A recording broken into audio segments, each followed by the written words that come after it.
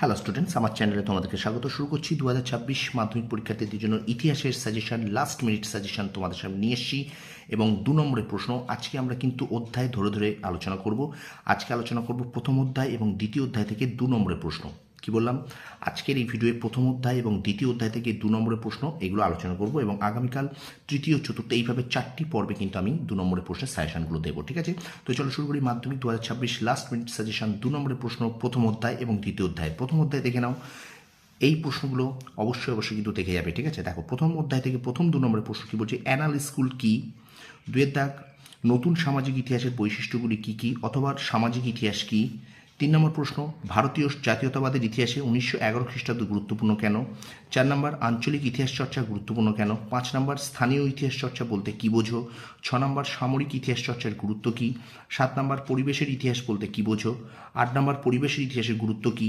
9 নম্বর, সরকারি নথিপত্র বলতে কি বোঝো? 10 নম্বর বলছে আধুনিক ভারতের ইতিহাস চর্চার উপাদান রূপে সরকারি নথিপত্র এর গুরুত্ব ও সীমাবদ্ধতা কি? 11 নম্বর, আত্মজীবনী ও স্মৃতিকথা বলতে কি বোঝায়? 12 নম্বর, স্মৃতিকথা অথবা আত্মজীবনীকে কিভাবে আধুনিক ইতিহাস চর্চার উপাদান রূপে ব্যবহার করা হয়? 13 নম্বর, আধুনিক ভারত ইতিহাসের উপাদান রূপে আত্মজীবনীর গুরুত্ব কি? 14 নম্বর, ইতিহাসের উপাদান রূপে সংবাদপত্রের গুরুত্ব কি? ঠিক আছে? তো অবশ্যই এই প্রশ্নগুলোকে কিন্তু দেখতে হবে। ঠিক আছে? বারবার বলছি, একটা প্রশ্নও যেন এখান থেকে তোমাদের বাদ না যায়। কি বললাম? একটা প্রশ্নও যেন তোমরা এখান থেকে ছেড়ে যাবে না। বারবার বলছি, এই প্রশ্নগুলো কিন্তু তোমাদের 2026 মাধ্যমিক পরীক্ষা, 2026 মাধ্যমিক পরীক্ষা 2 নম্বরের জন্য কিন্তু ভীষণ ভীষণ ইম্পর্টেন্ট। ঠিক আছে? 14 নম্বর প্রশ্ন হয়ে গেল এটা। এবার চলো 15 নম্বর প্রশ্ন, সংবাদপত্র এবং সাময়িক পত্রের পার্থক্য কী? আচ্ছা, ব্রিটিশ সরকার কেন 1898 খ্রিস্টাব্দে সোমপ্রকাশ সাময়িক পত্রের প্রকাশ বন্ধ করে দেয়? এবং 17 নম্বর প্রশ্ন, ইন্টারনেট ব্যবহারের সুবিধা ও অসুবিধা উল্লেখ করো। তো প্রথম অধ্যায় থেকে এই 17টা 2 নম্বরের প্রশ্ন তোমাদের জন্য তুলে ধরলাম। এবার আসছি দ্বিতীয় অধ্যায়। দ্বিতীয় অধ্যায় থেকে দেখো 2 নম্বরের প্রশ্ন কী কী ইম্পর্টেন্ট এবছর। এদেশে পাশ্চাত্য শিক্ষা বিস্তারে খ্রিস্টান মিশনারিদের প্রধান উদ্দেশ্য কী ছিল? 2 নম্বর, এশিয়াটিক সোসাইটি প্রতিষ্ঠার উদ্দেশ্য কী ছিল? 3 নম্বর, ফোর্ট উইলিয়াম কলেজ প্রতিষ্ঠা হয়েছিল কেন? 4 নম্বর, চুঁইয়ে পড়া নীতি বলতে কী বোঝো? 5 নম্বর, আধুনিক ভারতে পাশ্চাত্য শিক্ষা বিস্তারের ক্ষেত্রে 1813 খ্রিস্টাব্দ গুরুত্বপূর্ণ কেন? 6 নম্বর, মেকলে মিনিট কি? 7 নম্বর, স্কুল বুক সোসাইটি কেন প্রতিষ্ঠিত হয়? 8 নম্বর, উডের ডেসপ্যাচ কি? 9 নম্বর, শ্রীরামপুর ত্রয়ী কারা ছিলেন? 10 নম্বর, ডেভিড হেয়ার স্মরণীয় কেন?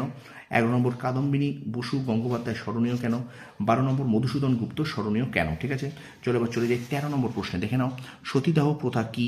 14 নম্বর, ডিওজিও বিখ্যাত কেন? 15 নম্বর, সমাজ সংস্কারে নব্যবঙ্গদের ভূমিকা কী ছিল? 16 নম্বর, ভারতবর্ষীয় ব্রাহ্ম সমাজ বিভক্ত হলো কেন? 17 নম্বর, নববিধান কি? এবং 18 নম্বর, বাংলার নবজাগরণ বলতে কি বোঝায়?